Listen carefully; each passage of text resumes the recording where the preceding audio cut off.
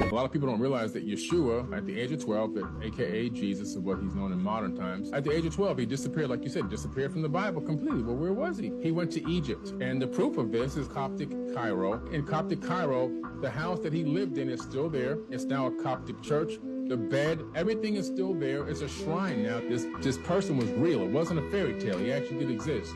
He was there with his mom, actually, for some time. And what did he go there for? He went to study and learn the Egyptian mysteries. He was an adept initiate into the Egyptian mysteries. Then he traveled to Tibet to learn Reiki healing, Qigong, healing with his hands. That was confirmed by the Dalai Lama. Then he went down into India where he learned the mystic arts, teaching reincarnation all the way back. And you can find evidence of this in a little known scripture named the Gospel of the Holy 12, which is omitted from the Bible. You realize that he went to go learn the devil's work, Egyptian mysteries.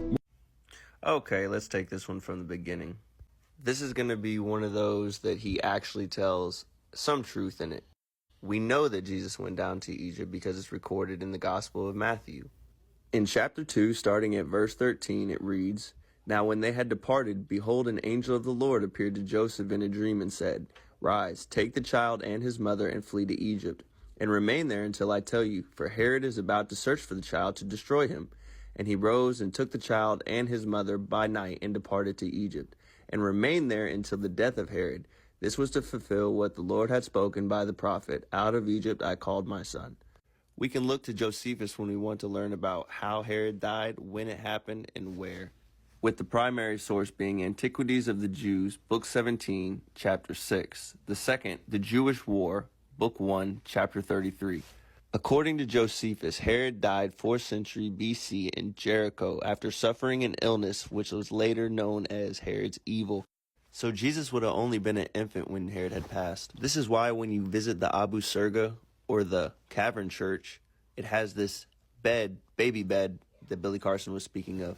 I think that this is just more evidence that the scriptures are true than anything else. When it comes to Jesus going to Tibet to learn the mystic arts, Carson gets his information from The Unknown Life of Jesus Christ by Nicholas Notovich. Notovich was just a Russian explorer with nothing more than an overactive imagination that even Bart Ehrman calls his book one of the most widely disseminated modern forgeries. From this account, we learn that Jesus went to India during his formative teen years, but no Dalai Lama in history has ever confirmed it. And from the account of the Gospel of the Holy 12, it comes from one S.G. Oldsley. Nothing strange about this guy. In the introduction of this book, we get a little background on Mr. Oldsley. He was the son of Sir Ralph Oldsley, and he was born in 1835, died in 1906. He was a priest first in the Established Church of Ireland and afterwards in the Catholic Apostolic Church. If you continue to read, it tells you how he got his visions. Basically, he continued to be visited by this unseen entity, and it stamped the gospel on his mind and remembrance. It seems like Mr. Oldsley and Joseph Smith were probably drinking out of the same cup. And according to Stanford Rives, he calls this book an absolute fraud. It's already been debunked. I don't think I have to say any more, but at least me and Billy Carson agree on one thing. This person was real. It wasn't a fairy tale. He actually did exist.